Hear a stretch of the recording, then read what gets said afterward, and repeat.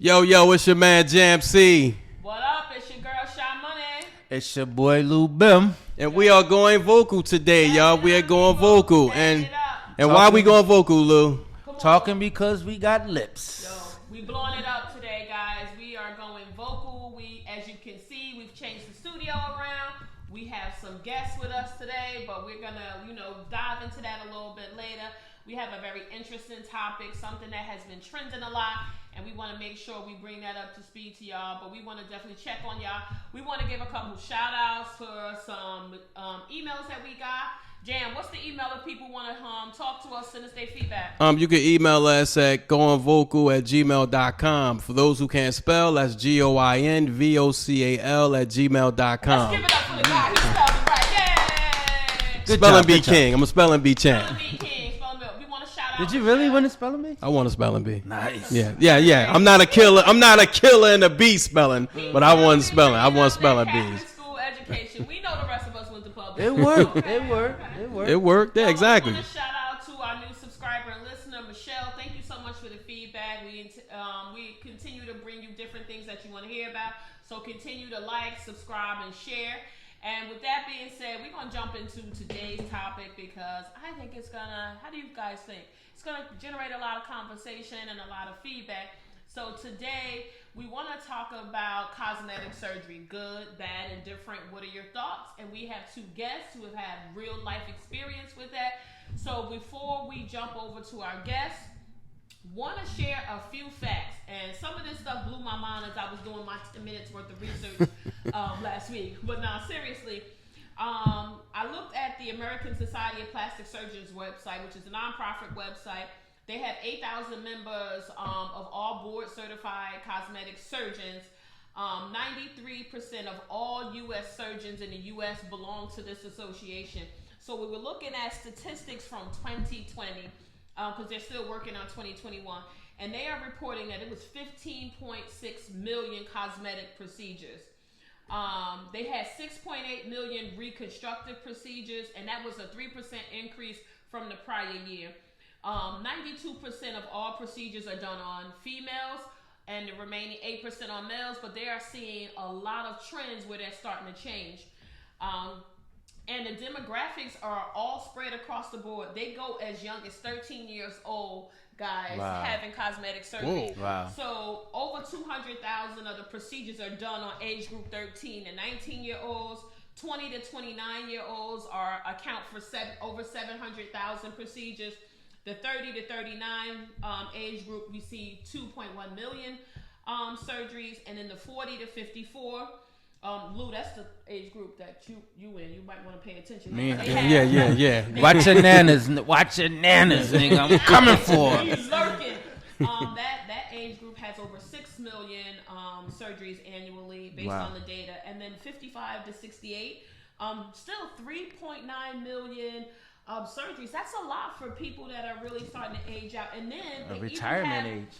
But here's the it's thing. crazy. They still have a demographic for people who are over 70 years old. Huh? There's still over 246,000 surgeries as of 2020 where people over 70 are getting them. But those surgeries can be But there's anything. invasive That's and specific. yeah, but they can be Okay. faceless. But that's still serious. At 70 years old, people Mainly still known are as getting. That's them the Elizabeth Taylor. Yeah, exactly. That's what that is. Yes. And in terms of revenue, they said they're seeing, as of 2020 again, $16.7 billion just in the U.S. And then there's specific regions. It's broken up into 5 different regions where geographically in the U.S. And they said the South Atlantic region accounts for 25% of the surgeries that are done in the U.S. And so South Atlantic. Right, so Miami. we don't know what those areas are. We're talking about Delaware, D.C., Florida, Georgia, Maryland, North Carolina, South Carolina, Virginia, and West Virginia. Like all of those procedures. And we're talking about cosmetic things like nose shaping, eyelids, facelifts, breast augmentation, which was huge. Just a couple more facts. And what brought us to this conversation is that statistics show 44% of people that get some sort of procedure actually goes back for a repeat procedure. And then 57% of people who are getting these very invasive procedures are getting multiple procedures done at one time. And then the last fact that I will share with you, I know in the urban community we are seeing an increase in people who are getting a variety of different surgeries, but right now ethnically white people account for 66%, our Latin communities for 13%, Black people, African Americans account for 11%, Asian people account for 8% of the market, where there is a lot of cosmetic surgery, and then there's kind of like a mix of the remaining 2%. And right now they're saying that there are over 46,000 surgeries that are done annually for people who have had like a gastric bypass or a major weight loss surgery who need to get some sort of reconstructive surgery. So there you are, all the fun facts about how big and vast this industry is. So fellas, somebody take us to where we're going to introduce our guests for today. Well, first, to my right, your name is Miss Lady. Hi, I'm Naimah. Hi, how are you guys? Where you from, Glad to be Naimah? here. Where I'm from you the from? Bricks, of You course. from the Bricks? I mean, Naimah's got that phone sex operator voice. Yeah, the girl six. She got the girl six. I'm over this Yeah, motherfucker. I'm from North, sweating. so I'm happy to be here today. That I got a call to come in and just get some feedback from my opinion. So Nice. we're gonna try to get this rolling. But Okay. next to me is another guest that's joining us today as well. And I am Tosha, and I am definitely from originally from East Orange. Oh God. I'm from Newark, New Jersey. But we cut her pass and we let her come with all Yeah, the she got the pass. So guys, thank you ladies, thank you so much for taking the time. We don't Thank take you. it lightly. Thank you. What you say? Thank you. Thank you for Thank you, coming. thank you. You're Yeah. welcome. So we invited you guys here to kind of share with us. Both of you have had experience with some form of a cosmetic procedure. So can you just tell us whatever you're comfortable with, what kind of procedure you had, and kind of what led you to thinking about that procedure? Well, I'm gonna start first. Okay. So I think that first and foremost, the surgery that I decided to do was weight loss. But I started off was literally, I'm gonna say, with a lap band, and a lap band consists of weight loss, but it's a spectrum of weight loss surgeries that you can get from a lap band all the way to gastric. My whole life, I've never been that heavy enough to get a gastric, but I just felt like my weight was just up, down, up, down, up, down, and I couldn't keep it on a platform where as though I was comfortable at. So I decided that this is something that I wanted to do based off of how my body shape was, because I've always had a nice bottom, but my top just seemed irregular.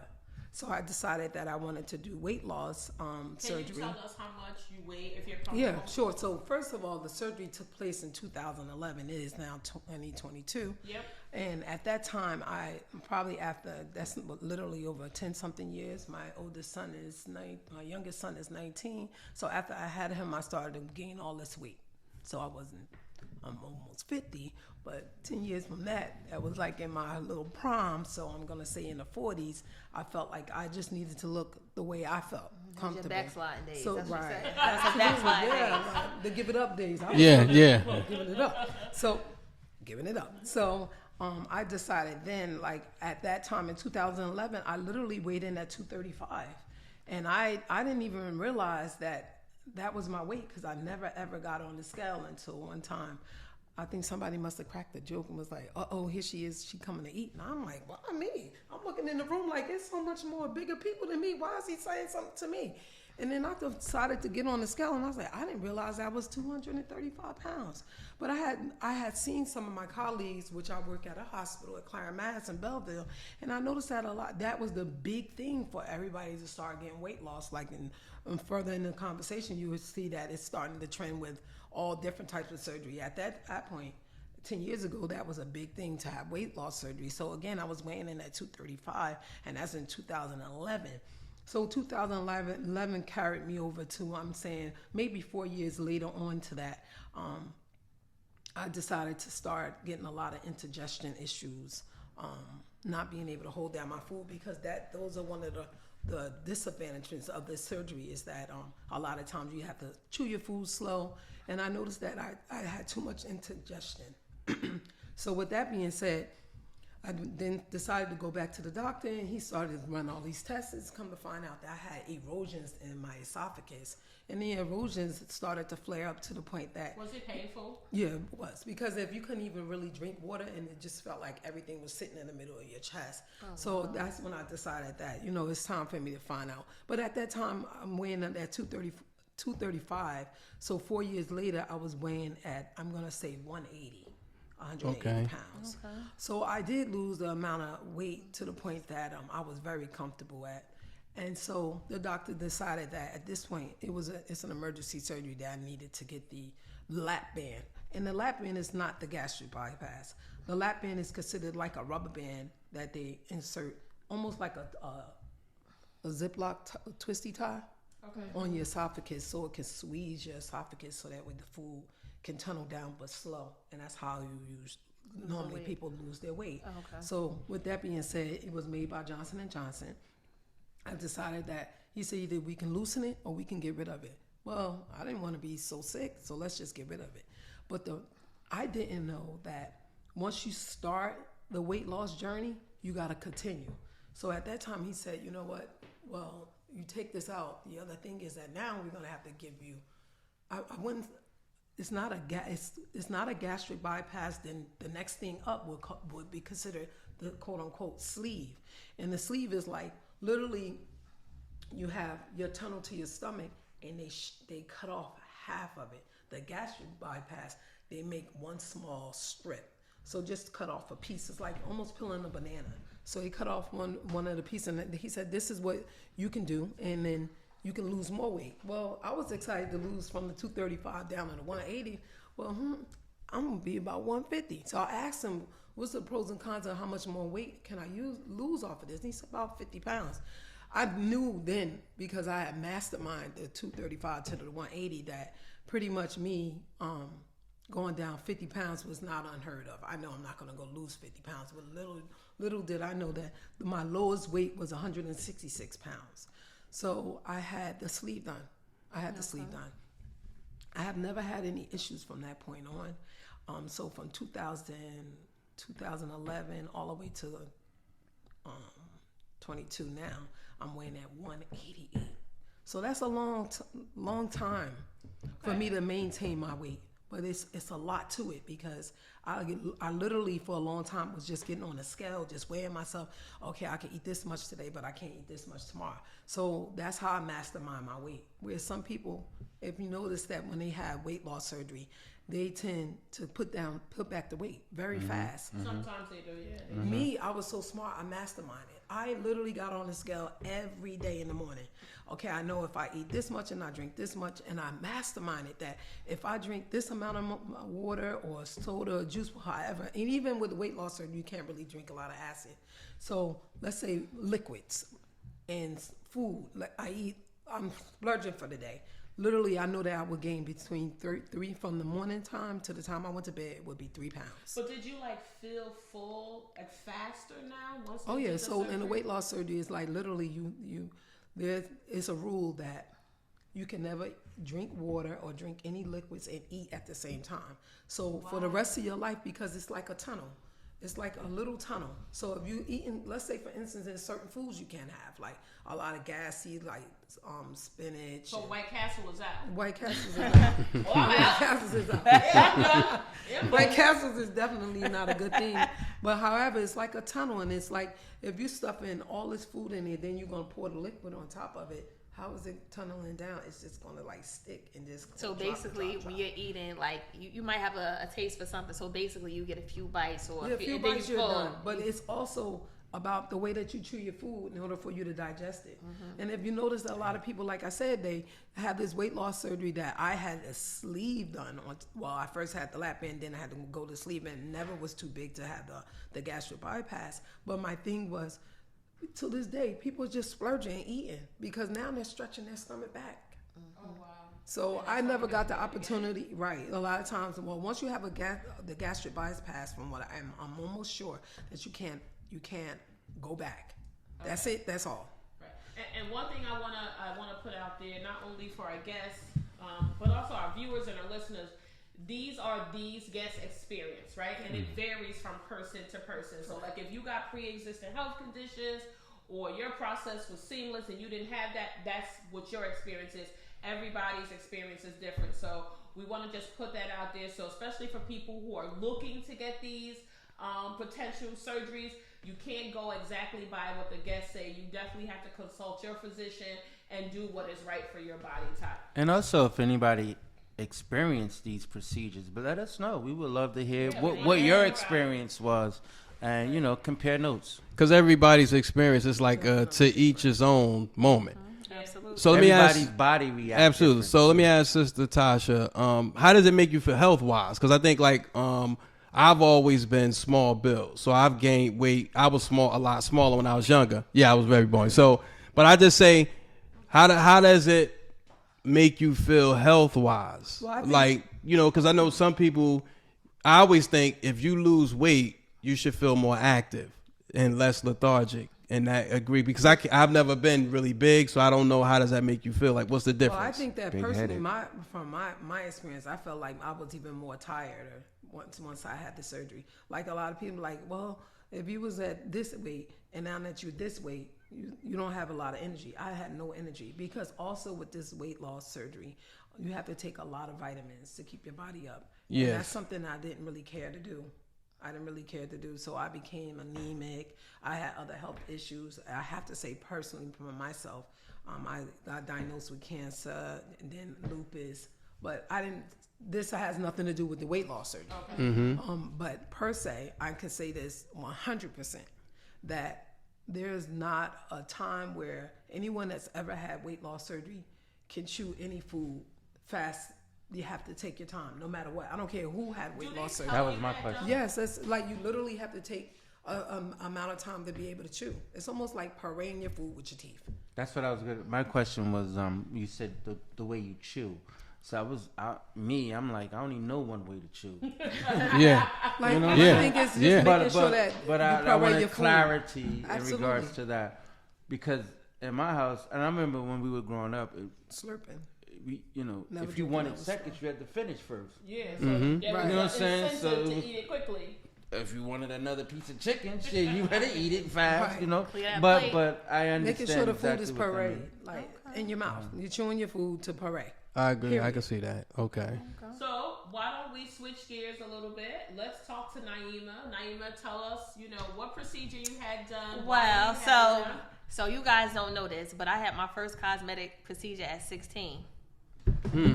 I surely Is that did. legal? Like, because clearly people are getting it. So tell us about that process. Like, did you have to get consent from your Yeah. parents? Well, at 16, I got my feet done. What was wrong with your feet? They was a little jacked up. They was a little Like ugly. what? I had Like a little bunion? corns and stuff like that because you know what? I had hammer toes, so that's what I'm going to. So I had 16? hammer toes at 16. Wow. So basically, when I was small, I used to ball my feet up in my shoes consistently. So then my toes started to, like this your toe, so I started to get a little bend right here. Okay. So I was self-conscious. Figure I'm in high school. I was kind of popular. I was alright. I'm just gonna say I was alright. I just didn't feel comfortable. I wanted to wear sandals. Wait, and so stuff like niggas that. was sucking your toes back then? Nah, not yet. Okay. Okay. I was just trying to get prepared for Okay. sucking Okay. down. What was about to happen? I want to not get a call back. So, Right. Take care of proactive. Exactly. So that's how I used to feel self-conscious. So What was the After- procedure actually? okay, so what I used to do on my toes, because I used to have to fly sandals back then. I used to put makeup on my toes. So I used to my mother used to take me to Macy's. I used to get the Fine Fair makeup and put it on my toes. That's how self-conscious I was. So it got to the point where I was just like, I just don't feel comfortable. Like I just told my mother, like, I'm not going to the prom if I don't get my feet done. So she took me to a podiatrist, Wow. Dr. Bruce Theall. Yeah. He did my feet at 16. So I was young. He didn't do both feet at the same time. So I had one foot done and then they waited another 2 weeks. So what they basically did was, since I had the bend right here at the toe, like, at the tip here, they removed my bone. So when I press my toes down, it looked weird. Everybody always laugh at my toes. You won't know unless I tell you my toes a little flimsy at the top. But they still suckable though. Okay. But, All right, don't get that messed up. Yeah, so that was my first cosmetic procedure at 16. Did you have to wear like a foot brace or a cast? I got it done actually the summer before my senior year in high school. Wow. So my whole summer was pretty much jacked. I couldn't really do nothing. I, had to wrap in, had a boot on, or like the little surgical shoe or whatever. Did they do it in the office or like at no? a hospital? I had it was an actual surgery. Okay. Mm-hmm. So I had every toe done. I had 8 toes done. So my question is, you were so used to curling your feet up once the surgery was done. It was just like, but but you couldn't curl it at that I point. couldn't curl it because, like I said, it was. So this is your toe. So they took the bone out. The bone right here was just a little, because he was like, "Damn, you want your shoes this tight?" It was just a bad habit. And I do that with my daughter now, so her don't ball her feet. So what they had to do, since the bone had already formed and it pretty much start in that crippling position, they had to remove part of the bone. Was it painful? That's like, discipline. Before you had the surgery? No, it wasn't painful at all. It wasn't painful at all. It's just that I just didn't like the way they look. So my thing is, they was just like, so that was something I did at an early age, but I didn't. Now looking back, you're an adult now. Mm-hmm. How do you feel? Do you think that was the right thing to do? Yeah, I do, because I knew eventually, as a child, where I didn't have consent or say so versus me becoming of age and being able to, do it on my own. Thinking back, if I wouldn't have got it done then, eventually when I was of age and could afford it, then I would have got it done, definitely. Was it costly? Sorry. I don't know. My mother figured that out. That was on her. Because what I was thinking is, I wanted to do like insurance or something. Yeah, yeah. Insurance, do they cover something I like can't recall if probably insurance did probably pay for a portion of it, or my mother. I don't really recall what what the finances was back then. I wasn't worrying about it. They had a chicken or a child, and you have to worry about nothing. It was just that's what I wanted, and that was it. So that was a heck of a Sweet 16 gift. Yeah, right? dig it. Car, get my feet done. She's like, I'll take both. So now, looking back, so you're a mom now, right? Mm-hmm. If one of your children came to you and they had something that they felt insecure about, how would you support them in getting a surgery? Given that you've been through it, or how would you respond to that? Well, basically, of course, we'll try to talk them through it, depending on what it is, right. And that's my kid, so I would be honest. If I felt it was a need of it, then possibly, but not too young, because like you said, kids are now, and I've seen people saying they had plastic surgeries 13 and stuff like that. Right. So my thing is not that young, and even though I wasn't that much older, it depends on what it is. Not like, they getting boobs or something. Right. Really. I just said to that effect, I don't really think there's much to be done, but not to cut you off, but we living in a time where once kid discovers like Instagram and social media, the pressure's on now. So now kids feel like you have kids now who don't develop at an age now. Some they develop late. So now your child comes to you at maybe 15 years old, and she decides she wants to have boobs because she don't have none. How would you do as a mother? Is that something that's something I wouldn't encourage. Only reason is because I always was small. But as you grow and time goes on, it gets greater. Exactly, it gets greater later. So my thing is now you don't understand, but give it a few years or give it some time. I can imagine go back to the old school stuff, that tissue in the bra. We all been there. Just don't get wet. I can imagine my daughter saying she wanted to you better put some water on them and watch the motherfuckers grow. Yeah, right. Get out my face and go sit what down. Was some the old goddamn one? Let somebody suck on her, but we ain't gonna encourage that. Exactly. That's the first thing. That's where my other thing they used to say that's where my no would be coming from. Just the fact when she say that, no. Right. So, and my daughter definitely not with breasts. I wouldn't definitely do that. But that's a very common thing. Again, that's what JMC said. There's so much pressure with social media for people to fit in and look like other people. And I've seen where parents are allowing very young children young females to get this, and I think that sends a really bad message. Again, don't want to be too judgmental, but your body hasn't fully developed in a lot of cases, so to start going and putting something artificial seems very premature, but it's happening. I'm sorry to cut you off. Yeah, but you know what? I think I saw something recently. I was watching, I think it was something, the history of Playboy or something like that.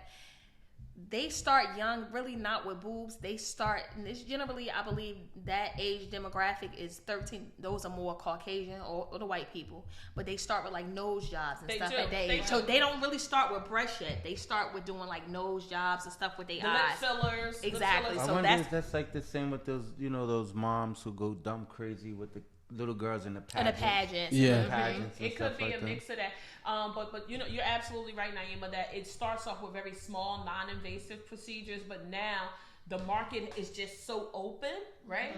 And it's becoming socially acceptable, because before, people didn't talk about getting plastic surgery, whether it was a weight loss, whether it was lip fillers, or you know, a facial thing. People didn't talk about it. It was very taboo. Right. Now it's so socially acceptable. So I think that's why parents are being more open to doing things like a boob job on a 16-year-old.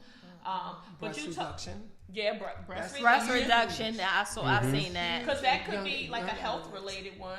So now, when you told us about your first experience with cosmetic That nobody surgery, knew about. that nobody knew about, we're very shocked here at the Going Vocal Squad. But is there anything else that you've had done that you'd like to tell us about? Yes. So, what's this? 2022. April. 2021, January 2021. I went to Colombia and got my teeth done. Wow, what was that like? It was okay. It wasn't as bad as I thought, not as far as pain, but you know, you have to take your precautionary measures because you are going to a foreign place. So what don't did know you expect? Take a step back. So tell us what you expected. What led you up to making that decision? Okay, so I decided to actually have that done because And they look gorgeous, by the way. They do. I just They made really really some do. Doritos. They really do. So Let me borrow them, motherfuckers.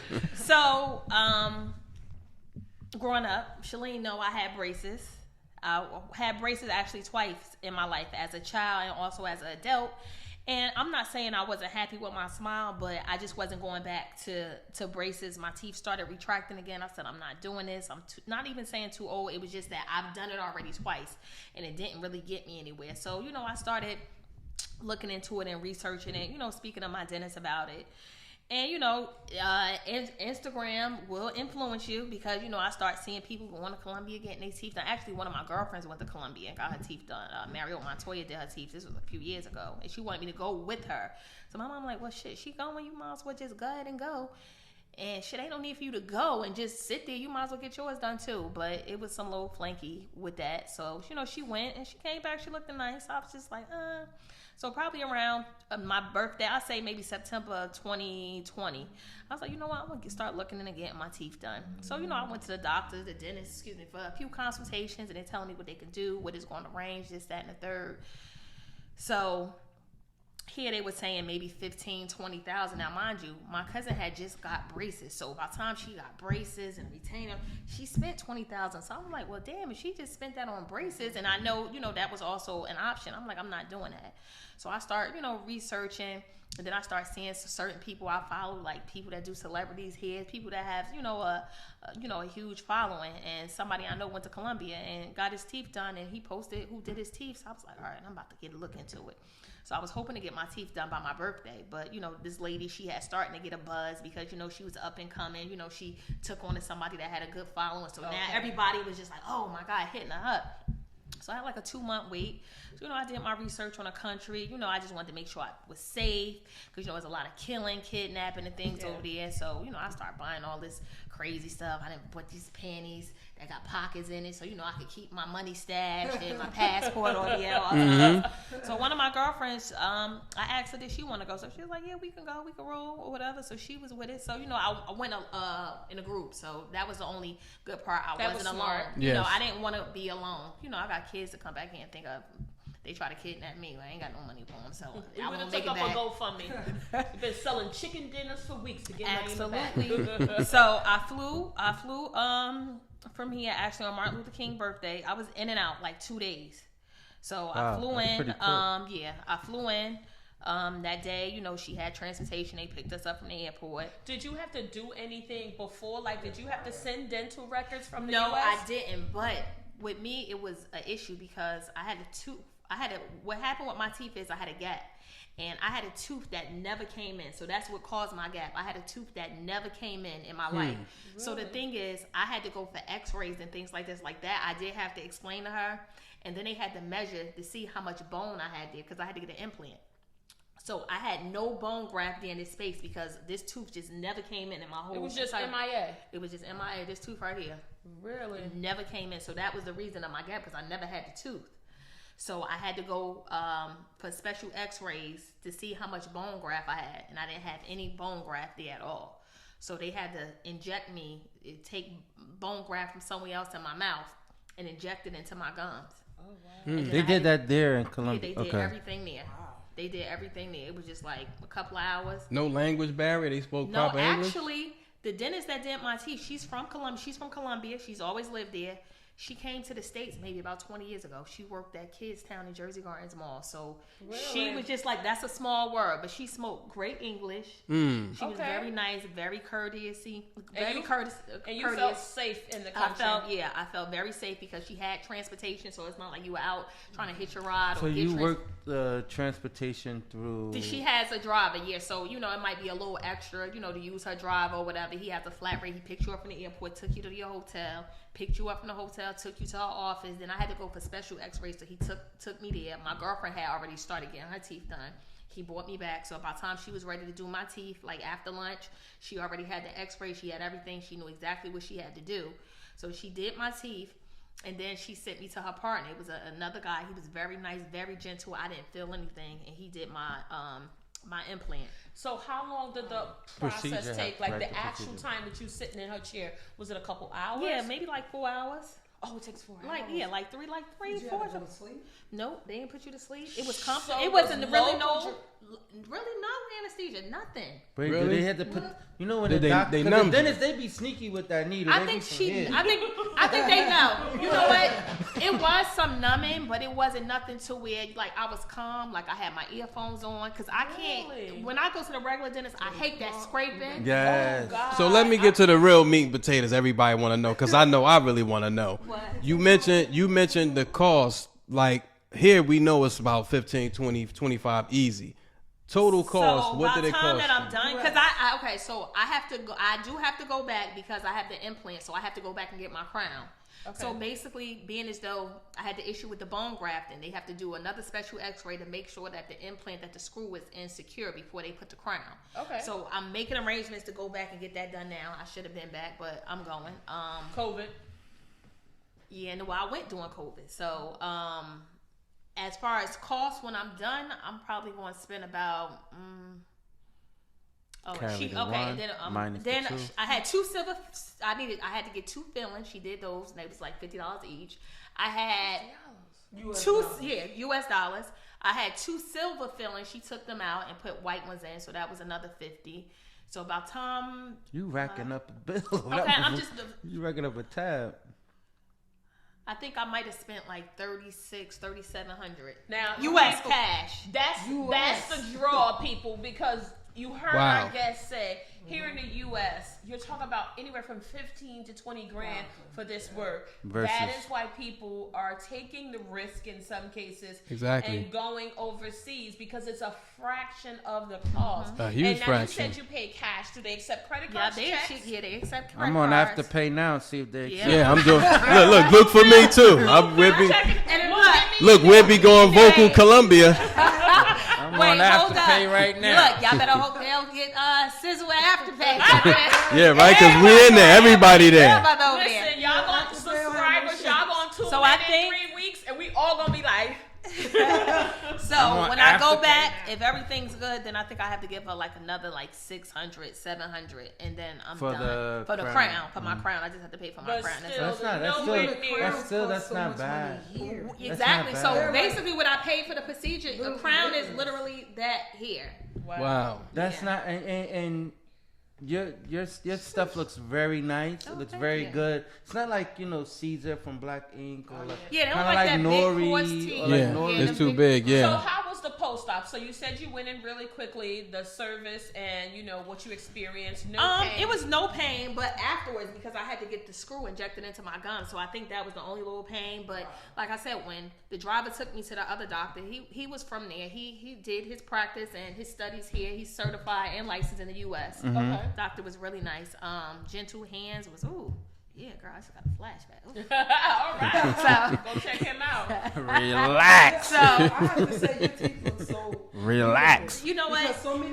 so many that I've seen look like horse teeth. Yes. And they don't fit in their That's mouth. what No, I'm they saying, don't. yes. They don't Right. feel You can strange or tell that anything. they But like I have said, her driver was, They took me to the little Pharmacica or whatever, however you say that at Espanol, and I got my little antibiotic and my little pain pill, and I was good to go. And so when you got back home, did you have to do any follow up with your regular dentist here in the US? I eventually went to the dentist, but they just did like a little buffing or a little cleaning or something like that, something real, it's low maintenance. Did they ask you who did your teeth? That's why I went out of the country. Mm-hmm. What did they say? What was the response? Damn. They said excellent job. Good job, boy. That was the good. Because I got to see my dentist this week, so I just need to know. That's all right, bro. You need to go. You can come on with me. We'll swing on. Yo, I ain't gonna front. I'm thinking now. You know what? And it just changed like the whole aspect, and like I'm not saying I was very excuse me, like self-conscious with my smile, but me, I always had a big mouth around my mouth, but I might smile a little more now, or but otherwise than that, like it's really not a. Do you feel like it improved your confidence? Not that your confidence was ever lacking. No, maybe no, because I'm still the same. I still do the same stuff. What about you, Tasha? With your procedure that you got, do you feel like it helped your confidence? Absolutely, because I feel like from where I was then to where I'm in even now, even maintaining the weight, I know that some people drop almost literally 100 pounds lighter. Wow. My body type doesn't fit for me to be a size 5'6". My whole life. So what are you, like an 8, 10? No, I'm actually a 10. Okay, so you want my size. Yeah. And I can stretch over to 11 sometimes depending on the clothing, but never really, but mainly a size 10. And I never wanted to be a 8. I actually fit in a pair of jeans. I remember us going over to the Bronx and I had that fitted. Okay, that's for another story. It wasn't me. I was right here. But I have a quick question. It was something that I was thinking about, and I always thought about this when people go have these procedures. Psychologically, where are you before the procedure? Like, do you feel like what are you thinking before you get these procedures done? I think I was always confident. I just didn't like what my body looked like at that time, so I just said I'm gonna go for it. Were you nervous at all? Either of you? I was nervous. I felt like I was gonna die. Yeah, I was nervous only because my thing is I'm thinking I'm so far away from home, so I don't have my support system here with me. I'm just with a friend, she getting the same thing done, and I got kids, so that was always the main factor in the back of my head. Like if something goes wrong, but only thing I could do is just offer my dua, and that's pretty much it. Did it okay, did it fulfill your expectation? Did it meet your expectation, or did it exceed it? It met it. I'm not gonna say it exceed. Like it's kind of on the body. I ain't gonna be too cocky, but yeah, I feel as though it did a good job. You to could bring be me cocky, out more. talking Yeah, shit. you should cocky. Yeah, Talking absolutely, shit. you should. No, You what? should. It ain't even really about being cocky, but I think Listen, we said this throughout the show. This is a non-judgmental room. Yeah, but we don't judge. But you know what? I'm not like that. I just feel like it did improve my confidence a little or whatever. Okay, nice. So Nice. I'm gonna keep As it it real. should. It's supposed as it should. to. Like I wasn't laughing Right. before, but I just just feel a little better now or whatever. Some people they know. Like some guy I went to school with, he was in my inbox the other day. He just inboxed like, "Oh, who did your dental work?" Like, damn, you didn't even say hi. So I left his ass right on over there where he at. No, unread. Now, Tasha, you said you felt like you were gonna die. Why? Was it because you got it done? Oh, so you were in a lot of pain. What was the recovery like? So the recovery. So prior up to the surgery, they literally asked that you lose at least 15 pounds prior to. So was that hard to lose, or how long? Because it's on a scale system. So the first week out of surgery, you literally have to have nothing but teaspoons of water. That's it. No food, no nothing. Wait, for the first week? Yeah, for the first after week. For post 1 op. month, right after it's only teaspoons every 15 minutes. Wow. With like a cap of water. A teaspoon. No Popeyes, no KFC. No. I literally None. watched one of my colleagues come right out of surgery eating Popeye's chicken. I couldn't understand it because I didn't think there was no way she can digest it. But however, that's her thing. Yeah, I said it. So you go on a diet, whereas though you have to only go from teaspoons. The following week you go to baby food, and the week after What, that. like you mean really actual baby food, right? Yeah, literally. So can I ask you this, Tasha? All right, so you mentioned back earlier that the way you digest your food, you shouldn't chase your food with water immediately. It should be. So do you think that it's safe to say that maybe somebody who may be interested in losing weight could take that same practice on and it work as to losing weight? Absolutely, because that's something that they actually train you to not. Because I've never had an eat food class. I just know to eat. So, all right, so let me just ask you a question. So before you even thought about, going in with your first procedure, did you say, well, you felt you needed to lose weight? Did you ever get into your mom, I'm gonna get me a trainer, I'm gonna get in shape, I'm gonna do this, I'm gonna just, or you just like, look, I'm just getting this shit. Well, it's funny because that you said that because I've always been a cheerleading director, so I've always been out there to be able to work out with the girls the whole 9 yards. It's just I have to say this, that it definitely has something to do generic because on my father's side, all my family are overweight. Oh, so you mean genetically? Yeah. Okay, gotcha. Everybody's so overweight, and on my mom's side, they're like toothpicks. So you was just on the fence. So you was on the fence, right? Yeah. Your leg was just going over. I knew instantly that I was going to be on a heavy if I kept going. Okay. So I thought I had the body frame of my mom's side, but generically I had everything. You're gonna have to say genetically, or you gonna have to say that. Yeah. So so when you came out of surgery, you in pain. What do they do to manage the pain? Are you pain medication or any narcotics? Opioids? Well, the first time that you come out of surgery, of course they do, but then the minute you leave there, you're going straight on Tylenol. Like there's some things that they don't want you to digest because of you having. Because you had the system, so you can't have a lot of opioids when you have that gastric those surgeries here because it slows down your metabolism. So, but if I had to say this, and this is just my opinion, if I see a lot of overweight women, men, if I had to say go for it, if you had an option to say, should I have this surgery? I say go for it. okay. So that was my question. Go for it, and lift up your self-esteem. And also, you will maintain your body. That's something that you wasn't able to do on your own. The gym is not going to take you down 100 pounds. I ain't gonna lie. Yes, it will. Yes, it will. I've seen it. With some discipline. Overall, to me, it's a quicker route. I like quick. One of the things I wanted to ask, and I think you kind of allude to it just now, if you had a chance to do it all over again, would you guys do it all over again? I'm doing it. Tasha said, we got a guess from Tasha. What about you, got Naimah? Yeah, I would do it. I'm leaning towards getting some other stuff done, but definitely, yeah. Well, What are like you what she thinking said, about the getting feet was a done? no-brainer. She was going to do that regardless. So I'm looking to get something done. I done got a little older, metabolism is slowed down. So I want to get, a little, I just want to get a little lipo, just a little something tighten me up. I'm going into my next era, my next decade. So I'm pushing on 40. So, I want to be looking good. Guys, tune in to the Pod Squad. Whatever happened to Jack LaLanne? No more Jack LaLanne. No, and wait, I was just in New York the other day. They had a Lucille Roberts. From where? Lucille Roberts. Right across from Grand Central Station. But yes. to add to Shalene, I'm glad that you mentioned that because, like, when we talked about your statistics, when you talked about from the beginning how many times people go back to surgery, weight loss is actually one that I can say people triple down because you lose the weight, then they're looking to tuck and buck. And all the loose skin, excess skin, yes. Yeah. That's what they said. There's over 46,000 procedures that are done Because every where's year. the skin going? Yeah, Where's the skin You're just going? losing the fat. Exactly. The skin is I still stay there, in so it's body all shape, flat. and that also Keeps you compressed. I want to say, and no disrespect to either one, both of you guys look amazing. Both of you look wonderful. I'm covered, so.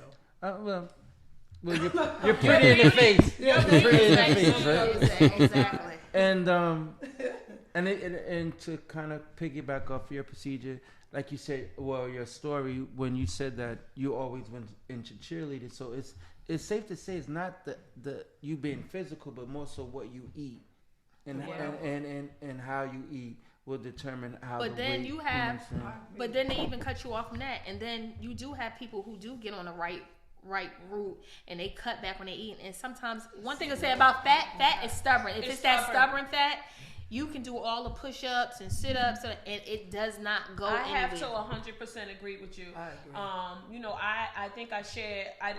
We didn't have this conversation during the show, but I did share with our guests that I had considered getting surgery some years ago. I was considered getting the BBL, that it's affectionately called, but if you're not familiar with it, it's the Brazilian butt lift, and essentially they're taking your own fat from these, over enhanced areas like your midsection and your back and your bra fat, and then putting it in your derriere. So I consider getting that, and I completely agree with you. The stomach fat is so hard to get.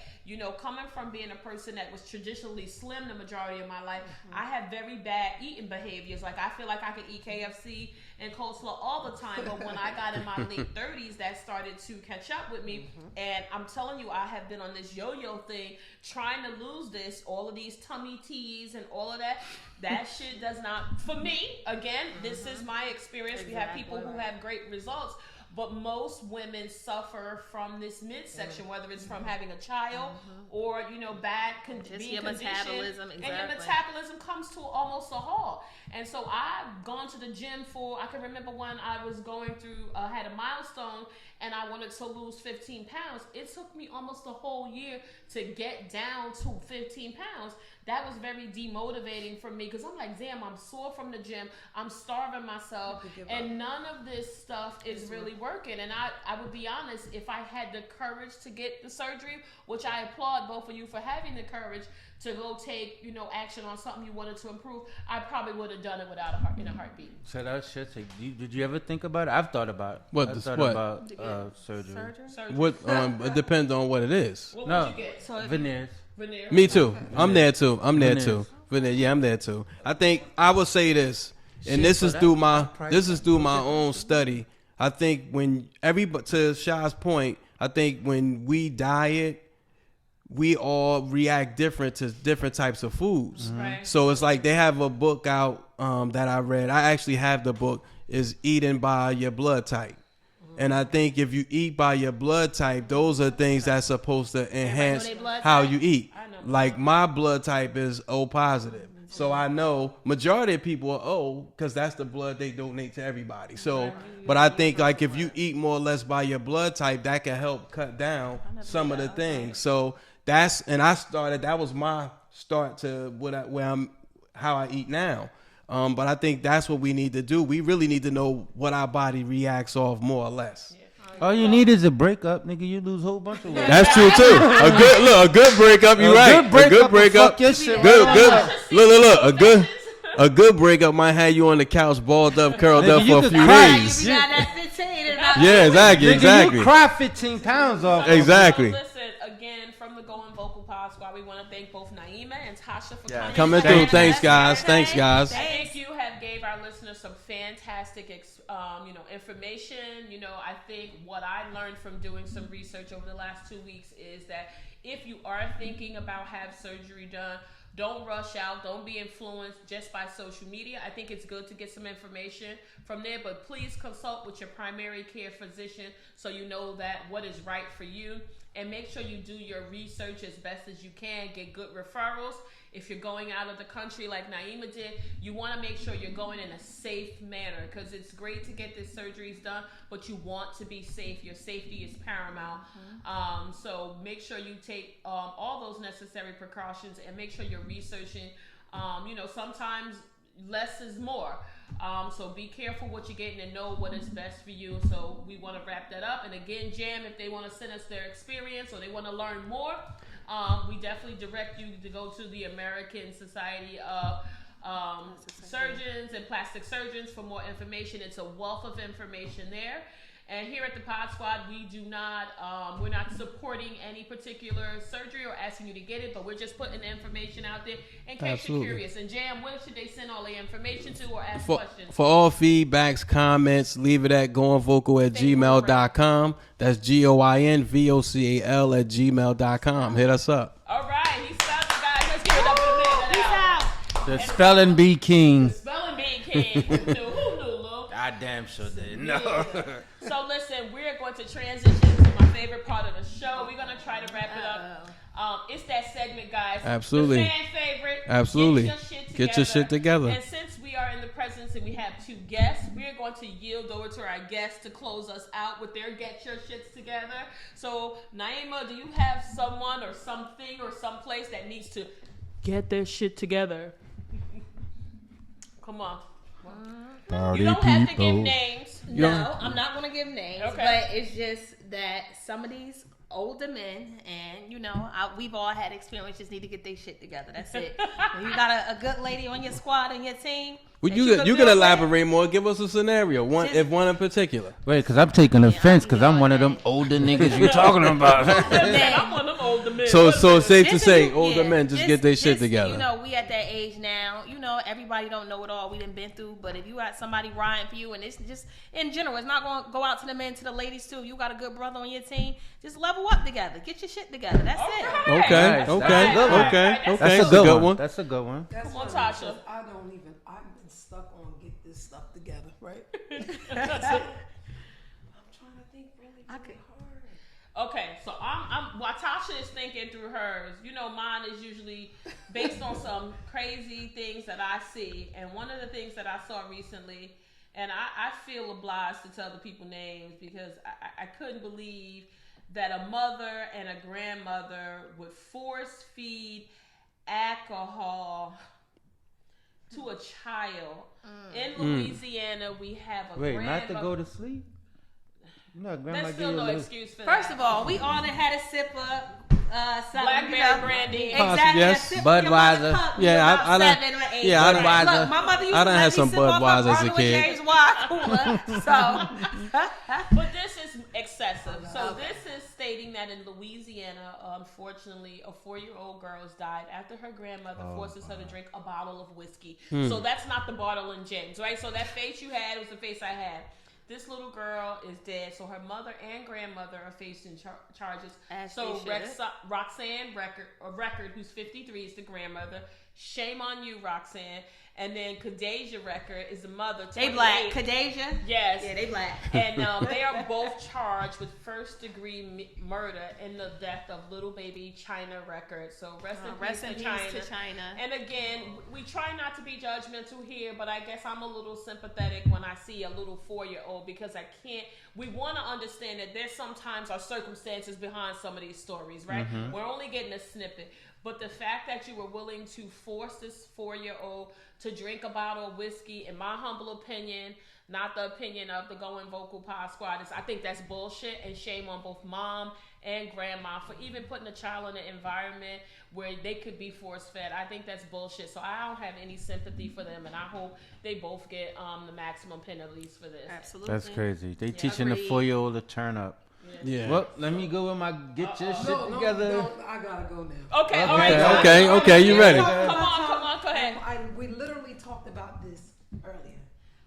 Being that the fact that I work in the hospital system, I'm gonna say to all you weed smokers, get your stuff together.